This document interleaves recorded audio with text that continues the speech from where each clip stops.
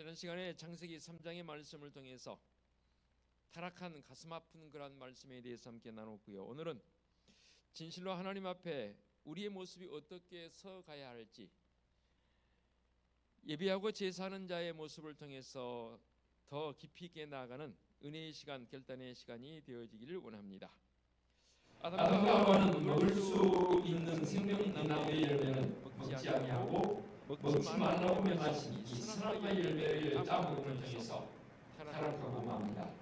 아니, 하나님께서 왜 하필 선악과를 주셔서 인간이 죄짓게 만드셨는가라는 신문정 선수를 여러분에게 지난 시간에 드린 적이 있습니다. 여러분은 어떻게 생각하십니까? 애초부터 그냥 선악과를 동산의 중앙에 두지 않았으면 이런 타락의 모습도 없지 않았겠나라는 그런 생각도 해봅니다. 그러나 이 선악과적 의미는 여러 가지로 관점에서 해석이 되지만 두 가지 관점에서 이렇게 해석을 해봅니다. 첫째는 이 선악과를 통해서 하나님의 절대적 주권을 인정하라는 겁니다. 무슨 말이냐면 생명하고 번성하여 땅에 충만하고 땅을 정복하고 다스릴 수 있는 권세를 하나를 하나님의 형상을 닮은 대리자인 인간에게, 아담에게 주지 않습니까? 그러니까 인간 위에는 경배하고 외에는 사람의 어떤 모습, 그 모습은 하나님을 절대적으로 경배해야 하고 인간 위에 하나님이 계심을 알라는 그런 어떤 평행의 모습이 이 선악과이지 않습니까? 너는 하나님이 아니다. 네 마음대로 모든 것을 다 할 수 있는 것이 아니다. 라는 관점을 이 선악과를 통해서 주시려는 의미 첫 번째이고, 두 번째는 뭐냐면 하나님께서 인간에게 기계적 순종이 아니라 책임적 순종 또는 자발적 순종을 원하셨습니다. 우리가 흔히 말하는 자유의지, 자유의지 하지 않습니까? 자유의지 정도는 내 마음대로 한다는 그런 의미의 자유의지가 아니고, 이 자유의지 속에는 절대적인 자발적 순종을 말하고 있습니다. 강제적 요소가 아니라 하나님께서 나를 만드시고 내 친구가 되시고 나를 다스리시는 하나님, 그 하나님 앞에 하나님의 이끄심에 대해서 예 하나님 그렇습니다라고 자발적 책임적 순종을 요구하는 이 중요한 그 중심적인 본인으로 이 선악과를 그런데만 그 선악과를 따먹고 있습니다. 책임적 순종, 자발적 순종을 할 수 있게 하려고 자유의지를 주셨는데 그 자유의지를 통해서 결국 악의 길로 가고 있는 안타까운 모습을 봅니다. 선악과는 하나님께서 우리 인간을 아주 사실 높여주는 관점에서 주시는 그런 열매인데 그것을 인간은 잘못 이용해보도록 하셨습니다. 이렇게 선악과를 따먹고 타락한 인간을 하나님께서는 에덴 동산에서만 추방합니다.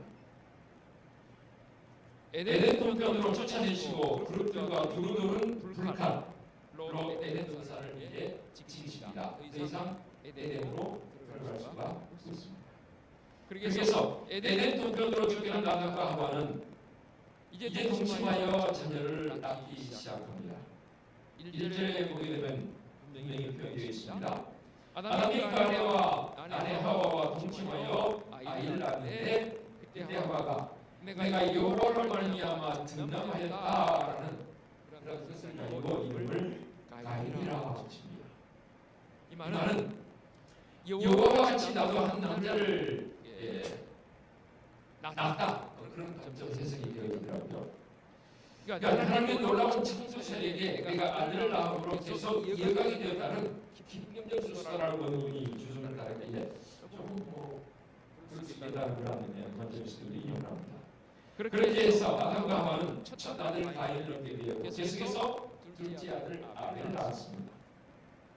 비록 범죄하는 그런 인간들이지만 이렇게 아이들을 낳고 행복하게 잘 살았으면 얼마나 좋았을까라는 기대가, 그러나 안타깝게도 우리가 알고 있듯이 우리 속에 있는 이 죄악은 더욱 심각한 모습으로 발전을 이끌어갑니다. 좋게 말해서 발전이 더 타락적인 모습을 보입니다. 아담과 하와가 낳은 두 아들 중에는 가인은 농사하는 자였고 아벨은 양을 치는 자였다라고 말씀하고 있습니다. 세월이 지난 후에 이 둘은 각각 제물을 준비해 하나님께 제사를 드립니다. 원역사이지만 모세에게 주었던 제사법 그게 그대로 지켜지는지 모르겠습니다. 원역사 속에 이루어진 일이기 때문에 정확히 알 수는 없는 일이지만 어쨌든 하나님의 제사를 드렸다는 것은 하나님의 존재 앞에 나의 나됨을 그대로 드러내는 그런 현상이 바로 제사이지 않겠습니까? 물론 예배도 마찬가지죠. 우리가 뭘 바라고 뭘 얻기 위해서 예배하는 것들도 있지만 사실 예배의 본질은 뭐냐면 하나님을 하나님께 인정하는 행위가 바로 예배입니다. 그런 행위 요소 속에서 가인과 아벨이 예배를 제사를 드립니다.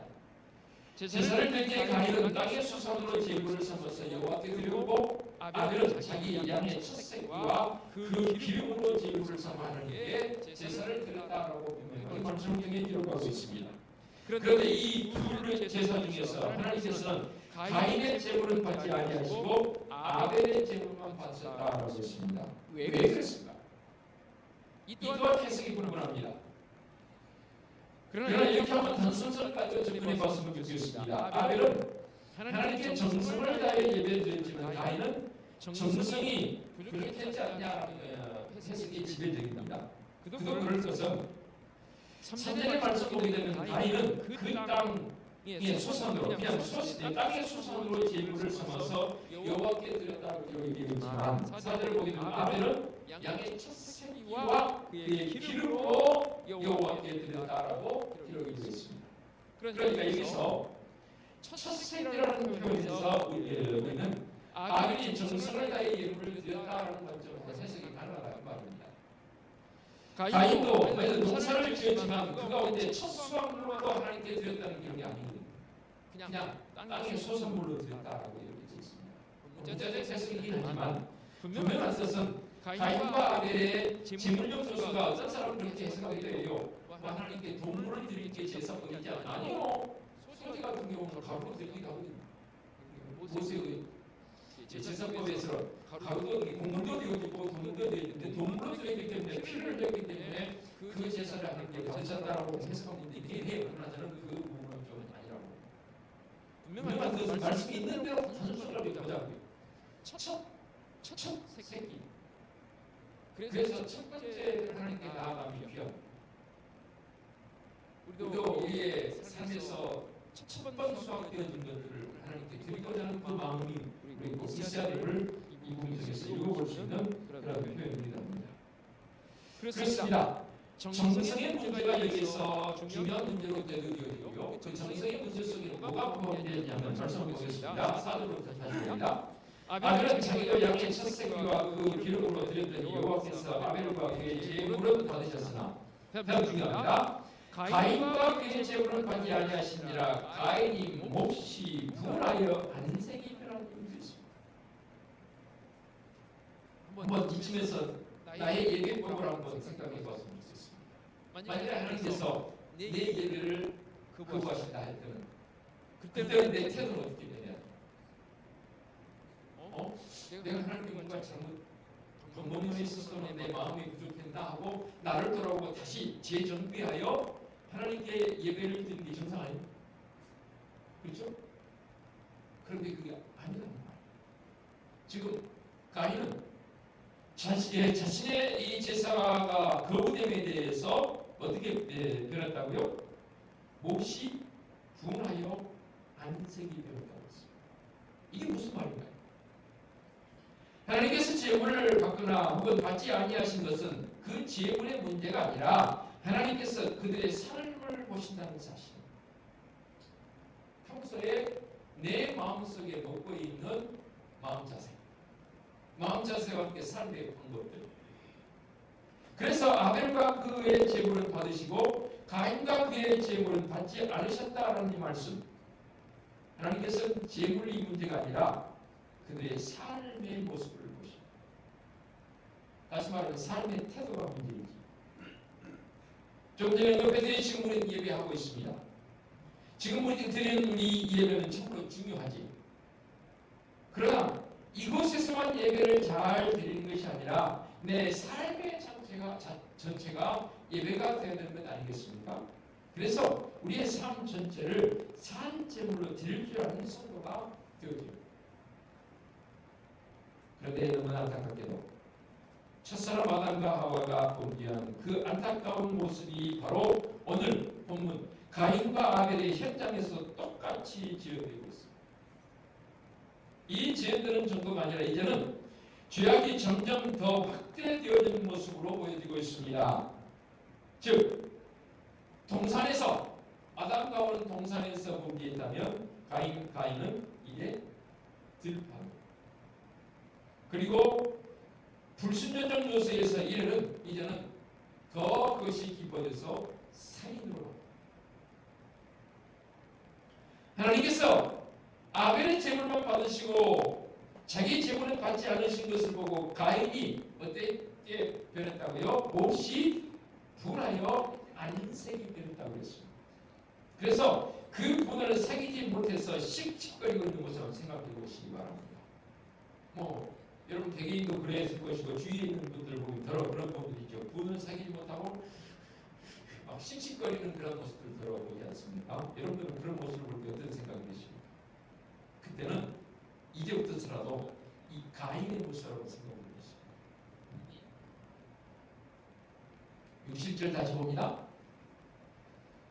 여호와께서 가인에게 이르시되 네가 분하여 하면 어찌 되느냐 안색이 변하면 어찌 되느냐 네가 선을 행하면 어찌 낯을 들지 못하겠느냐 선을 행하지 아니하면 죄가 문에 엎드려 있느니라 죄가 너를 원하나 너는 죄를 다스릴지니라 라고 말씀하고 있습니다. 단순성을 가지고 봐도 이 말씀이 어려워요. 이 6절은 어렵지 않습니다. 네가 분명히 화내고 지금 이 씩씩거림이 무슨 이유냐 너 지금 뭐 하는 거니라는 그런 해석이 되는데 이 7절이 해석이 쉽지 않아요. 네가 선을 행하면 낯을 들고 다닐 수 있을 것이다. 지금 죄가 문지방에서 너를 후시탐탐 놀고 있는데 너는 꼭 죄를 다스려야 한다는 그 말 아닙니까? 좀 쉽게 해석하면 화가 난다고 그 분노로 죄지 말고 오히려 죄를 다스려야 한다는 그 말로도 해석이 되어집니다. 그러나 너무나 안타깝게도 가인은 하나님의 이 사랑의 충고를 받아들이지 않고 아벨을 들판으로 불러내서 그 분을 이기지 못하고 그만 아벨을 쳐 죽여버립니다. 자, 여기서 쳐 죽였다는 말이 좀 의미가 있습니다. 그냥 죽인 정도가 아니라 쳐 죽였다고 했습니다. 8절 한번 들어보게 되면 그의 아우 아벨을 쳐 죽입니다. 이 쳐 죽인다는 말이 원어적 표현으로 보니까 이런 뜻이 있더라고요. 하라그라는 그런 히브리어인데요. 죽일 의도를 갖고 힘껏 내리치는 현상을 쳐 죽인다라고 표현해요. 우발적 보는 게 아니라 계획을 가지고 그 계획을 실행에 옮기는데 단순히 옮기는 게 아주 교묘하게 정확하게 절묘하게 쳐서 죽입니다. 지금 가인이 아벨을 쳐 죽인 것은 우발적 살인이 아니라 분노에 못 이겨서 정말 죽일 힘으로 죽일 마음으로 하나님의 경고와 충고를 무시하고 고의로 쳐 죽이는 현상. 에덴에서 실패한 인간은 이렇게 들판에서도 실패한 존재로 전락해버리고 말았습니다. 타락한 인간이 이제는 이렇게 미워하고 이렇게 죽고 죽이는 존재로 전락해버렸습니다. 범죄한 아담을 찾아오셔서 하나님께서 처음에 첫 질문이 뭐였습니까? 아담아 네가 어디 있느냐? 그 물으신 물음은 어떤 의미였습니까? 장소적 요소가 아니라 있지 않습니까? 이 장소적 요소가 아니라 관계성의 질문이라고 지난 시간에 말씀을 드렸습니다. 그리고는 이제 오늘 말씀의 두 번째 질문이 주어집니다. 네 아우 아벨이 어디입니까? 오늘 말씀의 제목이기도 합니다. 네 아우 아벨이 어디냐는 이 말 질문은 형제와 형제의 관계에 관한 우리 이웃에 관한 물으심 아닐까요? 이 물으심은 형제가 형제를 사랑하며 아름다운 공동체를 이루어야 하는데 형제마저도 사랑하지 못하는 가인 향해 질문하신 하나님의 주름하신 책망의 물으심이 바로 오늘 이 질문입니다. 네 아우 아벨이 어디 있느냐?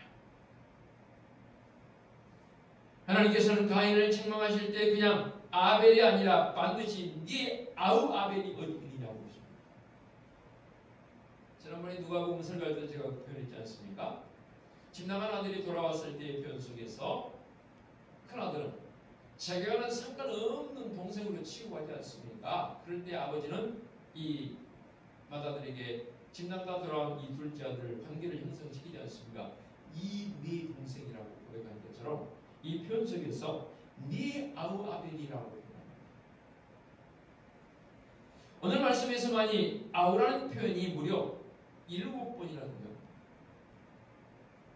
네 아우 아벨이 어디냐?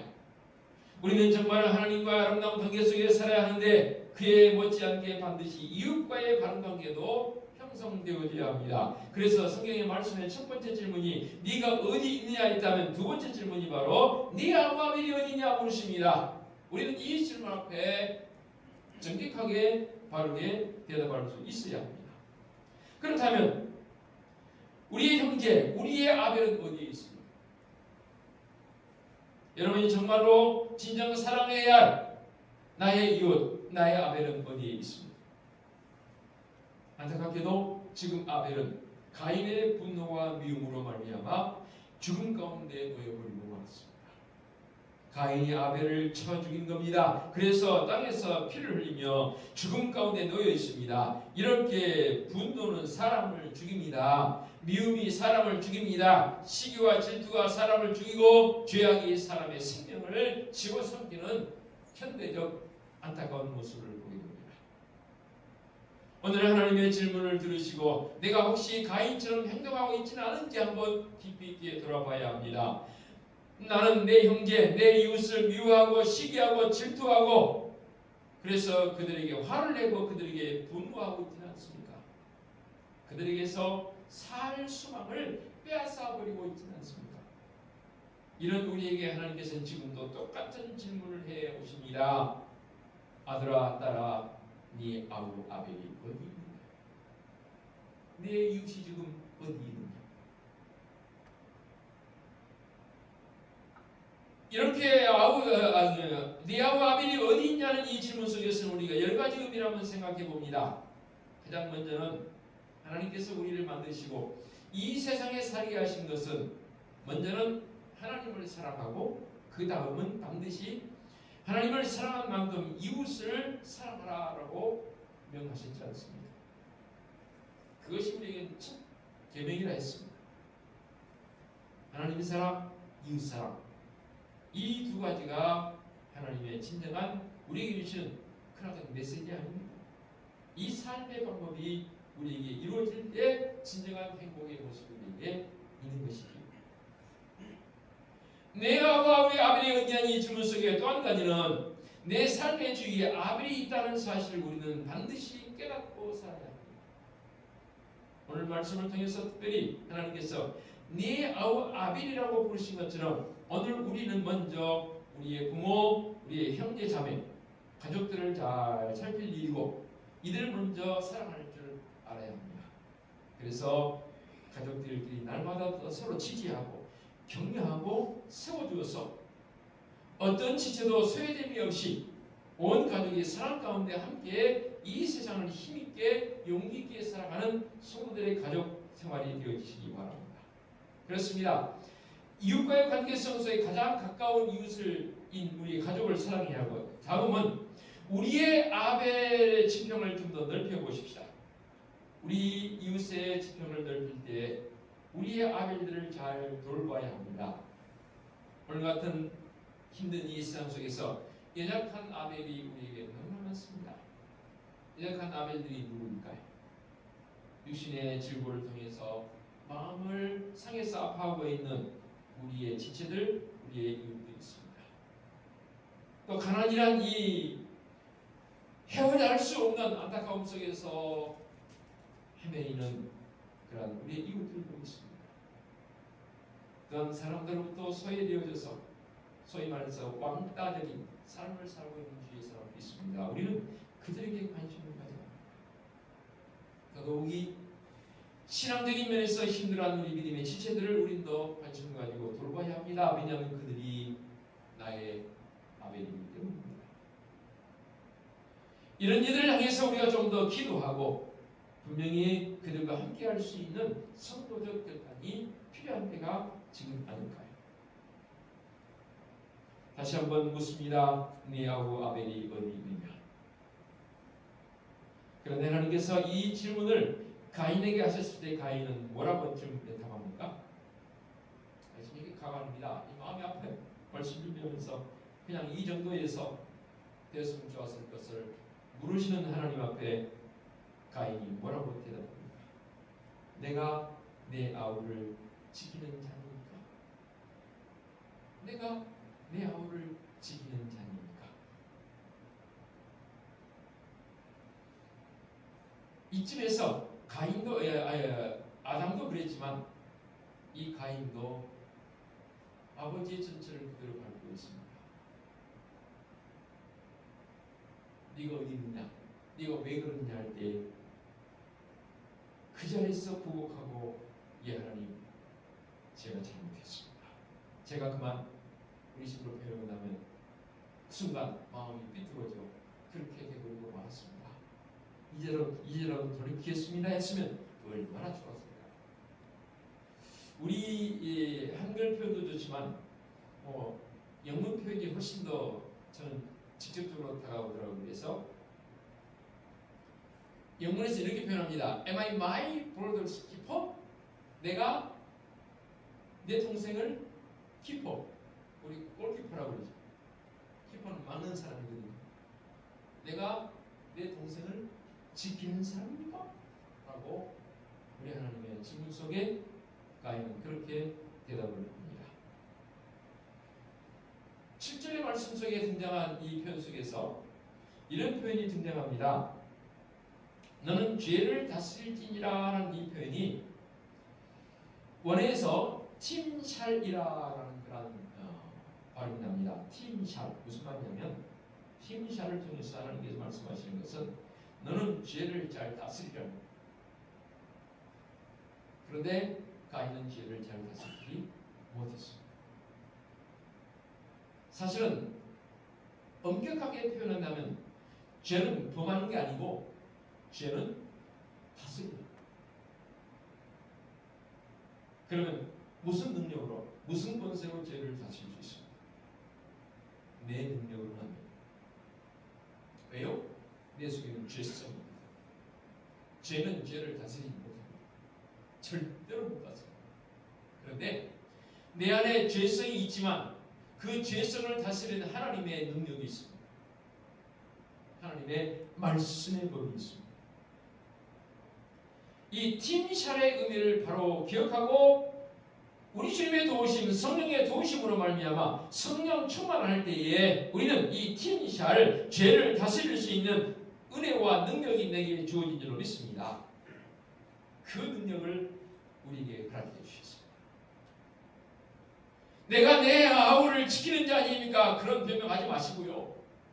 예, 제게 팀샬, 내게 죄를 다스릴 수 있는 능력을 주옵소서. 나의 능력이 아니라 우리 하나님의 능력입니다. 그 능력을 가지고 이 땅에서 샬롬, 하나님의 평안을 지키고 증거하는 자가 되길 원합니다는 그 결단이 지금 우리에게 필요합니다. 말씀 마무리합니다. 네 아우 아벨이 어디 있느냐? 지금도 우리 주위에는 아벨이 있습니다. 그런데 제 주위에는 이런 아벨도 있고 저런 아벨도 있고 있습니다. 제가 그 아벨들을 잘 지키겠습니다. 저는 그렇게 생각을 해요. 말씀 중에 그런 생각이 들어요. 최소한 네 아벨이 어디냐고 물으심의 대상이 됐다는 것은 그 아벨을 지킬 수 있는 힘을 내게 주신 줄로 저는 믿습니다. 그런 힘이 없다면 나를 향해서 네 아벨이 어디냐 찾지도 않으세요. 찾을 이유도 없으시고요. 능력이 안 되는데 그 사람 찾아서 그 말씀만들 뭘 합니까? 아무것도 안 되는 거지. 그런데 하나님께서 내게 아벨을 지킬 수 있는 능력을 주신 줄 믿습니다. 그래서 나를 찾으십니다. 야야야야, 네 아벨이 어디? 예, 제 아의 주위에 아벨이 있습니다. 제가 칭찬하겠습니다. 제가 죄를 다스리겠습니다. 이 한 주간 내 삶의 자리에서 우리 하나님의 물으심에 대해서 정말 명확하게 답할 수 있는 성도의 삶이 되어지시기를 간절히 부탁을 드리겠습니다. 기도하겠습니다.